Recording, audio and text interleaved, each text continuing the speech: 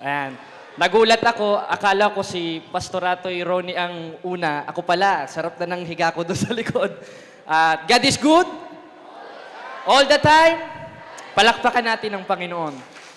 At nagagalak ako at kami ay ligtas na nakapunta dito sa Bohol, bagamat isang araw lamang ako, sa kadahilanan na meron tayong appointment sa ating kura paroko sa De La Paz. Kung nanonood man siya, siya si Father Edgar. Ngayon, i-share ko lang ang aking istorya, bagamat yung iba'y alam na una, ako ay naloko sa andating daan o bogus na relihiyon na iniregister ni Mr. Eliseo Soriano na napakadaming pangalan. Pero balik tayo sa umpisa. Kumbaga nagbabasa ng libro, hindi naman pwede doon agad tayo sa gitna mag-uumpisa kamangmanga naman masyado yon. At mag-uumpisa tayo, pupunta tayong gitna at matatapos tayo sa huli. Ngayon, noong 2005, ako po'y pinanganak sa Binyan, Laguna. Katoliko talaga, ang aking nanay, ang aking tatay, bagamat babaero, nilayasan kami, ay patuloy pa rin ako at lumaki ako sa aking lola. Ang aking lola is a devoted Catholic. Katoliko talaga sila. May Santo Niño kami, may Nazareno kami, at nung ako'y maliit-liit pa, ginagawa kong kutsi-kutsihan. Pinaikot-ikot ko. At nung kami naman ay nalipat dito sa San Isidro, meron kaming kapitbahay na ministro, manggagawa. Hindi ko na lang papangalanan dahil baka pagpunta ko sa NAIA, abangan ako, nakakatakot na. Mag-ingat tayo. Gaya nga ng nasa 20:28 ng gawa, ang sabi ng mga apostoles, ingatan ninyong inyong sarili. Sa papaanong paraan? Sa 24:13 ng Mateo, kung tayo'y magtitiis hanggang wakas. Kaya tayo, tiis-tiis lang. Wala mang makain, tiis-tiis lang. Kaya namayat ako. Kakatiis. Kaya ngayon, nung nakausap ako ng aming kapitbahay na iglesia ni Manalo, doon ako nag-umpisa na magbasa ng Biblia. Oo nga, totoo nga, no? Pinabasa sa akin. Clinton, ano po ba yung tunay na iglesia? O hindi, sumama ka sa doktrina namin. Sumama nga ako. Pero wala akong interes. Nagka-interes ako dahil binigyan ako nung cheeseburger. Dahil yun ang kanilang marketing strategy. At hindi naman katakataka, sapagkat pinagpapauna naman ni Apostol Pablo, 2,000 taon na nakakaraan, nakasulat naman sa Biblia, sa 4:17 ng Galacia, may magmamalasakit sa inyo, hindi sa mabuting akala. Magmamalasakit yan, kakatok pa nga nung nakaraan nga, merong kumatok katok sila. Tao po, sino po sila? Gusto nyo po bang malaman ng tunay na kaharian ng Diyos na si Jehovah? Sagot naman yung lola ko, paano po? Mag-donate ka lamang sa amin ng 50 pesos, makikita mo na ang kaharian ni Mr. Jehovah. Ganun ang taktika nila. Minsan, maninira sa isimbahang Katoliko, uunahin yung rebulto, uunahin yung pangalan. Dahil ang tactics ng iglesia ni Manalo, tumitira muna sila sa pangalan. Unang pinaunawa sa akin, wala naman kang iglesia Katolika sa Biblia. Mas lalong walang iglesia ni Kristong singular. Dahil ang nasa Biblia, nominative plural o churches of Christ, na reperado sa simbahang Katoliko. Pero hindi ko pa agad naunawaan yun, bagamat ako'y bulag, naakay ng mga bulaang mga ngaral, na ayon mismo kay Apostol Pablo sa 4:17 ng Galacia, nagmamalasakit sa hindi mabuting akala. Kaya ako, yung kapitbahay namin, at yung aking mga kaibigan, pasok sa iglesia ni Cristo ni Manalo. At nagduda na ako, dahil yung kaibigan kong manggagawa, nagpasok ng babae sa kanilang parang kumbento. At doon ako nagduda, nagtaka na ako nagtaka, bagamat nahahangaan ako sa kanya, ngayon patay na siya. Hindi sa babae, kundi dahil sa rabis. Namatay siya hindi dahil sa kagat ng babae, dahil babaero ito Namatay siya dahil sa kagat ng aso. Kaya ipanalangin natin ang kanyang kaluluwa, si Clinton, dahil siya ang unang naging mentor ko sa Iglesia ni Cristo ni Manalo, at sa sobrang talino niya, ang naituro niyo sa aking talata, 16 ng Roma at 8:40 ng 1. Ayun lang. At ngayon, pagkatapos noon, naglaylo ako. Parang medyo naging ateista ako't nawala ng bilib sa Diyos dahil nakita ko nga ang aming maestro, nagpapasok ng babae, nagpapasok ng mga alak-alak dun sa kanilang parang kumbento. Nakapanood naman ako ng programa ni Mr. Eliseo Soriano, yung Ang Dating Daan. Pagbungad pa lang, gago! Gano'n agad ang sinabi. Mura agad ang sinabi. Sabi ko, ayos ito May ganito palang mga ngaral. At agad naging idol ko si Mr. Soriano, na siya namang ginagamit kong estilo sa diskusyon sa awa tulong ng Diyos. Dahil ni isang pastor na protestante, napalayas namin sa plaza sa pamamagitan ng ganong estilo. Pero yung pagmumura, hindi ko na kinuha. Dahil ang sabi nga ni Apostol Pablo, sa unang Tesalonica 5:22, layuan ang bawat anyo ng masama at subukin ng lahat ng bagay. Kaya wala na masama kung susubukin natin yung estilo. Basta't wag lang yung mura. Wag lang yung mabahong bungangan ni Mr. Soriano. Dahil baka makahawa pa ako sa aking mga kapatid. Dahil ang masamang kasama sa 15:33 ng unang Korinto, sumisira ng magandang ugali. Kaya nung una, nasira ang ugali ko, naglaylo ako sa Iglesia ni Cristo ni Manalo at naging basagulero dahil sa kanila. Kaya lahat, hinahamon ko ng suntukan. Sa palengke, sa kanto, ako ang laman ng barangay. Kaya kung nanonood man yung kapitan sa aming barangay, siguro, namayapa na rin yun, si Kapitan Boy Marpil, kilala niya ako dahil ako ang pabalik-balik sa kanila noong 2020 hanggang 2021. At sunod nun, naanib na ako sa Iglesia ni Soriano o tinatawag na ang dating daan o Iglesia ng Diyos kay Cristo Jesus. Malaman at nakasalamuha ko rin si Daniel Rason, ang kanilang kinikilalang sugo, na bagamat ngayon ay patay na si Eli Soriano, siya nang pumalit. Hindi na sugo, subo na. Dahil yung mga miyembro, napasubo na. Katakot-takot na target, katakot-takot na pera, katakot-takot na mga assignment na pinapagawa nila na hanggang ngayon pabigat pa rin sa kanilang mga miyembro. Kaya ako, naglaylo rin sa kanila, bagamat kinikilala ko siyang sugo, at yung iba pa, yung mga KNP, sila Mel Magdarao, yung nakausap ni Father Darwin, kilala ako niyan. Sila Josel Malyari, nakasama ko yan. Pero simula noon, lumabas na ako sa kanila.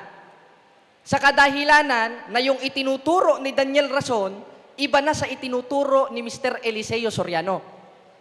Bakit? Dahil nung panahon ni Mr. Eli Soriano, pwede ang diskusyon. Kaya nangangalat-ngalat sila. Ang top na nakakalaban nila, yung SPMS o yung St. Peter's Man Society. Sila Mr. Froilan Garza, iba pa, hindi ko nakilala yung iba, mga ulyanin At yung iba-iba pa nilang mga debatidor. At simula nun, nung buhay pa si Eli Soriano at nung namatay na, iniba na ang aral. Ang dami nang nagtaka. Maski ako, nagtaka na rin. Nagtanong ako sa manggagawa, bawal magtanong sa kanila Samantalang yung tunay na Kristiyano, sa 3:15, sa unang Pedro, handa dapat sa pagsagot. Doon na kami nagkaroon ng pagdududa nung ako'y naanib sa Iglesia ni Soriano o tinatawag na Members Church of God International. Hindi lang ako, kundi kami ng mga kasama ko. Sabi ko, bakit ganito nang tinuturo dito? Hindi na ito itinuro ng ating dakilang sugong si Mr. Soriano. Dahil ang pagkakilala namin doon, sugo, alagad sa Ginoo, alagad sa Diyos. Pero may ginagawa pala siya na hindi nasanggaling sa Diyos at yun ang pakikiapid sa kapwa lalaki na siyang gawa ng laman sa 5:19 ng Galacia. Kaya napapagtanto nyo, talagang ang lambot niya kumilos, Sino po nakapanood nung ang dating daan? Ayun, si Bro Ayan, makikita nyo, lambot-lambot siya kumilos. Kaya ang iglesia naman ni Manalo, pinaparatangan siya na bakla, pero itinatago lang naming mga member. Pero alam namin sa sarili namin na si Mr. Eli Soriano ay bayot talaga. Bakla talaga. Tinatago lang namin. Kaya yun ang nahawa sa akin. Kaya yung kilos ko minsan, pag nakikipag-diskusyon, bakla na rin. Kaya yung nakadiskusyon ko si Bro Jando Alabado, ang akala ni Bro Jando, bayot rin ako. Mapapansin nyo. Kaya yon, balik tayo sa istorya. Kami ay nagliwaliw at kami ay umalis nung namuno na si Daniel Rason.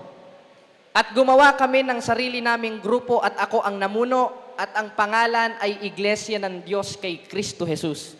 Katulad rin ng kay Eli Soriano, ang kinikilala naming sugo, si Eli Soriano. Ang kinikilala naming propeta, si Eli Soriano. Pero ako ang nagtuturo sa kanila. Ngayon, ako rin ang naging kanilang debatidor at inihahain lalo na sa mga CFD. Kaya kung napanood nyo po yung punto por punto noon, kadalasang kamurahan ko si Bro Jando Alabado. Halos kada papasok ako sa Zoom, walang araw na hindi kami nagmumurahan ni Bro Jando Alabado na sa pagkapikon ko, tinataas ko na lang ang aking talampakan. Galit na galit siya. Talagang high blood sa akin ito, si Bro Jando noon. Halos makamagsuntukan pa nga kami kung nagkataong talagang magkalapit kami noon at hindi sa Zoom. Ngayon, nagkahamunan kami. Gumawa kami ng tema dahil ang akala ko, ang makakalaban ko ay si Father Darwin Gitgano. Dahil kaming mga MCGI, talagang high blood kami kay Father Darwin Gitgano. High blood kami kay Father Darwin. High blood kami kay Brother Jando. Katunayan, yung isang lokal sa De La Paz, kilala si Bro Jando. Ang tawag pa nga sa kanya, Jandugong. At doon ko nakuha sa MCGI yung pangalan na yun. Ang itinawag naman sa akin ni Bro Jando, Albasura. Bas malala. At yun, nagkahamunan na kami. At hindi ko alam na yung paghahamon pala na yun, yung pala ay magiging kasangkapan ng Diyos upang maibalik ako sa tunay na iglesia ng Diyos na hindi bogus, kundi si Kristo mismo ang nagtayo. 2,000 taon ang nakakaraan. Kaya sumabag ako, gumawa kami ng tema, patutunayan ko na si Santa Maria ay hindi ina ng Diyos ayon sa Biblia. Una pa lang, kampante na ako. Sino ba yung makakalaban ko? Ito, ba't ang pangit naman yan? Sabi ko. Ano ba yan? Alima? Kaya ang tawag ko pa kay Bro Paul Alima, sino ba? Alimango ba to? Ano ba klaseng alimango ito? Ano ba klaseng talangka itong makakalaban ko? Yung pala, pagpunta namin, winelcome agad ako ni Bro Kaloy. Palakpakan natin si Bro Kaloy. Kaya wala dapat ikatakot itong mga SDA na ito, lalo na itong sila Chris Bacalaris eh. Ba't sila natatakot dumayo ng Bohol? Samantalang ako nung protestante, winelcome ako, may accommodation ako, may pagkain pa ako. Awa tulong ng Diyos. Kaya yung mga sinasabi nila na papatay daw dito, kukuyugin daw, hindi totoo yun. Kasinungalingan yun. Hindi nasang galing sa Diyos yun, kundi sa Diablo, gaya ng nasa 8:44 ng 1. Ngayon, nagpirmahan kami. Patutunayan ko si Santa Maria ay hindi ina ng Diyos ayon sa Biblia. Ang akala ko si Bro Paul, maliit na lalaki lang. Pagpunta ko sa stage, pambihira. Ang laki pala nito. Kala ko alimango. Alima pala. At simula nun, ninervyos ako ng gusto.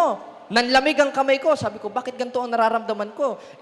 Sa mga ibang diskusyon ko, di naman ako nakakaramdam ng ganito Ba't ako nakakaramdam ng ganito? Kaya pag nireview nyo ang diskusyon, ang dami kong Mountain Dew sa aking gilid. Pampalipas nervyos. Kaya ang hirap baluktutin. At pagkatapos ng diskusyon na yon, yung baluktot kong pananampalataya ay nadiretso, sapagkat kung ililiko ko na si Santa Maria ay hindi ina ng Diyos, ano ang ating Panginoon Kristo? Di sana bumalik na lang ako sa iglesia ni Manalo. Dahil hindi naman pwedeng si Kristo ay maging tao lang. Siya ay Diyos at tao, ayon mismo sa aral ng simbahan at ayon rin mismo kay Apostolo Pablo sa 2:9 ng Kolosas. At pagkatapos ng diskusyon na yon, naliwanagan ako, hindi ko muna pinaalam sa aking mga kasamahan, pero nalaman nila, kaya katakot-takot, na gago, tanga, inutil, tarantado ang inabot ko pag uwi. Talagang mura ang inabot nila sa akin. Ako pa lang, ang inabot ko sa kanila ay mura. Pero sa ganon, nagpapasalamat ako sa Panginoon dahil winelcome ako ng simbahang Katoliko na siyang tunay na iglesia ng Diyos, hindi yung bogus na iglesia ng Diyos na papalit-palit ng pangalan. Simula nung 1980s, iglesia ni Yahawaha, Yahawmasaha Incorporated, Bayan ng Katotohanan. Ngayon naman ay Members Church of God International. Ano ba talaga? Ang sabi sa 22:1 ng Kawikaan, ang mabuting pangalan maiging piliin. Ba't ang papangit ng pangalan na pinipili ni Mr. Soriano? Tapos ngayon naman, namatay na si Soriano, nabubulok ng katawan sa Brazil, bago na naman ang pangalan, MCGI Cares. Kaya kung maghahanap tayo ng letra por letra, wala sa Biblia. Kaya, laking pasasalamat ko sa Diyos, noong ako'y bulag pa, sa pamamagitan ng diskusyon na yon, sa pamamagitan ng CFD Diocese of Tagbilaran, naliwanagan ako at naibalik sa tunay na iglesia ng Diyos na siyang haligi at saligan ng katotohanan sa 3:15 ng unang Timoteo. Kaya salamat sa Diyos mga kapatid, kala Bro Kenneth at kay Bro Jando, na dating tawag ko ay Jandugong, nawala ako sa pagkabulag, nalaman ko ang katotohanan na ayon mismo sa Biblia na siyang magpapalaya sa inyo. Amen? Palakpakan natin ang Panginoon, mga kapatid. At muli, salamat po sa inyo at salamat. At kung pwede lang ako kumante, bibigyan ko kayo ng number Gusto nyo ba? Ayaw nyo? Kanta? Alam nyo yung bato sa buhangin? Sige, ngayon, kantahin natin para sa inyo. Ayan. Kapag ang puso'y natutong magmahal. Sabay kayo. Bawat tibok ay may kulay at buhay. Ngunit kung ang pagsuyo'y lilipas din, bagay kaya ang bato sa buhangin. Tuloy mga kapatid. Kay hirap unawain bawat damdamin, pangakong magmahal hanggang libing sa langit. May tagpuan rin at doon hihintayin itong bato sa buhangin. Palakpakan natin ang Panginoon, mga kapatid. At muli, salamat po sa Diyos at hanggang dito na lang. Ubos na pala oras.